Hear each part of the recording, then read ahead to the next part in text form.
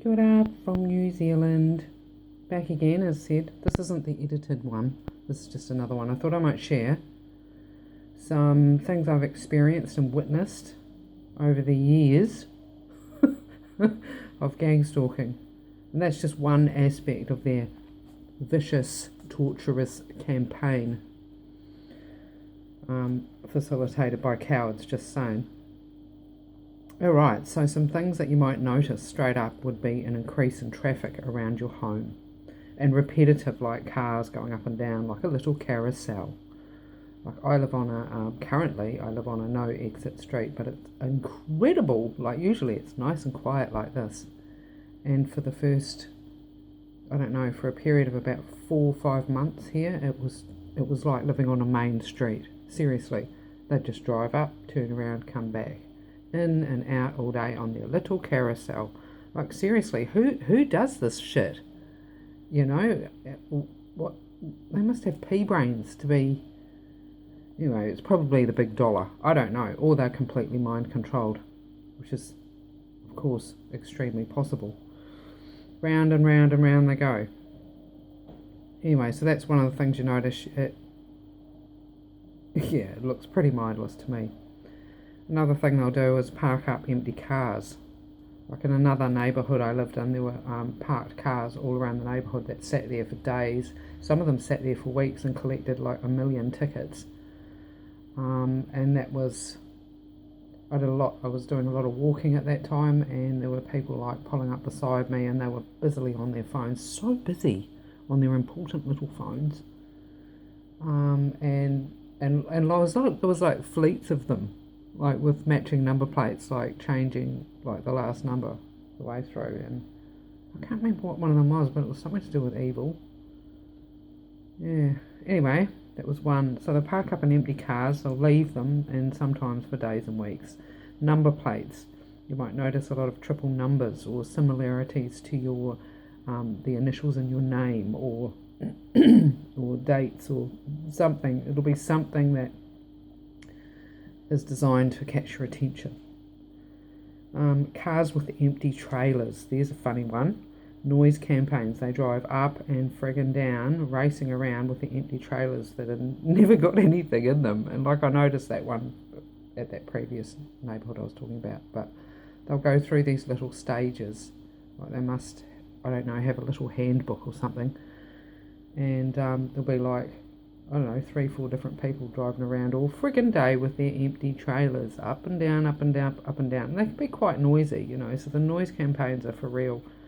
That can be like also street theatre, for example, like projecting their voices and having loud conversations like right in front of your home or right next to you or whatever it may be. And as I say, projecting their voices and using phrases that are designed to catch your attention, or that you might have used yourself, like the day before, or just words that, like I'll say, the workplace that you work at, or things like that. So, as I say, they must have a little handbook to help them. Another one that is funny is they'll smile at you like these big fake cheesy grins. And it's like, yeah, whatever. Like perhaps they need the practice, eh? Because other times it'll be like outright hostility, and everywhere you go there'll be people. That's usually the man one. The man one, they'll stand there like looking at you like, I don't know, like, wow, they're so threatened by a little girl. Like, whatever. Anyway, so they're just weird shit, Do they go to school to learn this, or? I'm sure they get trained. They probably pick on some homeless person and train up the person and then bring them on to, like, higher value targets or some shit like that. They do have, there are people for hire that are like ex, services and types things that'll do this crap as well. And they're strategic and they're fucking good at what they do. Some of them just pea brains. So where to go? Hostile. Another one is they'll try and get close to you in your bubble, like at the library or shopping, or bump into you, or just get really, really close. Which, like with COVID, it's pretty handy because you can just go, yo, fucking back off, mate. Um, so not just leaving their empty cars. Sometimes they'll just sit in their cars. They'll sit there for fucking hours, usually on their phones. One tried sitting out the front of my, one of the repetitive stalkers tried sitting at the front of my house. And I came home and she was sitting there, and I pulled up behind her, walked past the window and said, "You right?" She was fucking out of the car like a shot, man. I got to my mailbox and I was checking my mail, and she's like coming towards me, shaking her fist, carrying on like over the top reaction, going, "I'm allowed to sit here, yeah, that's right, rah, rah, rah, I'm just sitting in my car and I'm allowed to do that." And I was like, whatever. Just fucking ignored her and went inside. So she left, and she never tried it again. And then eventually she got taken off the roster or some shit, because she's disappeared and some other ones have come along. But anyway, so yeah, weird stuff. They're always on their devices. They're always busily texting and talking. They might wear colour codes for days. It might be red. It might be blue. You might see 10 blue cars for a day. Then the next day it's all yellow. All I can say is they must have a lot of money, and they're probably spending our taxpayer dollar on ourselves. We're paying for our own friggin' torture like weird. Very clever, but bloody sick, man. Sick as. So yeah, they're always talking, very busy, very important, standing, staring, trying to interact with you. Like when you're out walking, they might have a little dog, but the aim is to get information out of you. Anything, any little tidbit or crumb is currency in their world. They'll send in plants, whether they're remote, like false romantic dudes or feminines for whoever. They will just completely fuck your life up if you let them in. Or fake friendships, who will set you up for something to cause devastation or whatever in your life. I had one recently. Couldn't say for sure, but I didn't know that well, and they said they'd do something for me that was really, really important, and they didn't. Luckily, I was set up for plan B, and anyway, it happened. So they'll try to get into your home. They'll feed you poisoned food or drink, so be really careful with that. That happened to me, and it put me in hospital for 5 days, fucking seriously ill. And then another campaign of big bullying began in there, and that was like, in the end, I was like, fuck you, and they were like, I was like, I'm checking myself out. They were like, you can't, you've got an IV in your arm. I said, I don't care, I know how to take them out, I'll take it out. No. I said, well, you do it right here in the hall, because like that was scary. I was seeing people dying and with weird stuff on their bodies, and like 1 minute they're alive and I could see their legs, and the next minute I have a cup of tea and I come back and they're fucking gone, and the whole room's completely clean, like no one was ever in there. It was spooky shit, man. Anyway, I got out of there. That was a total setup, just saying. Still here. So, again, no, you're not crazy if you're seeing these things. They're real. You're not the only one. They have a global, it's global, and their goal is to destroy your life and ultimately you, and have you living in fear and not doing anything, and definitely not speaking out. These people are forcing people to live like this all over the world. They're bullies, cowards, they're pushing their agenda. You do not fit in for some reason, and you don't want to fit in. Like, who would want to fit into bloody slavery and death? Oh, cool, yeah. Like, nah. Stay strong, breathe, listen to music, nurture yourself, do something creative, anything. Go outside and breathe. Even if it's for 5 minutes, connect to the earth. There is so much more you can do, and I'll be sharing lots of this soon.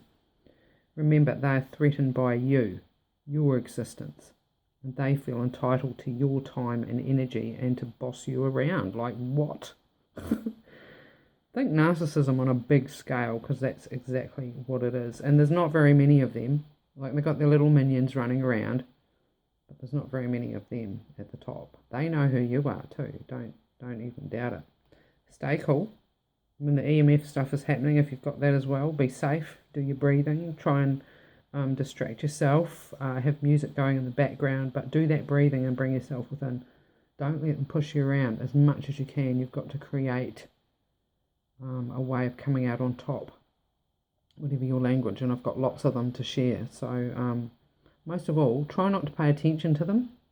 because your attention is the currency they want. They want you focusing on that bullshit and not what's going on inside of you and what you want to create, especially what you want to create and share with the world, and get out there and do and interact with people and smile at people and be happy and kind. They don't want you doing any of that or focusing on it. They want to take your focus away. So your focus is the currency, and distracting you, like they just want to run your time meter out, basically, before you can do something amazing. Who knows?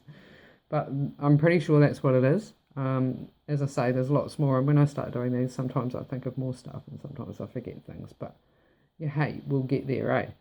But yeah, be safe. Try and link up with people online. Use your discernment, because there's lots of distractions and two ways, and people that think we're good and they're not, and it's you know, betrayal is a big thing. So use your discernment, listen to your gut feeling, because I'm pretty sure you're probably a psychic empath if they're doing this crap to you. So yeah, look, I've got a newbie going past.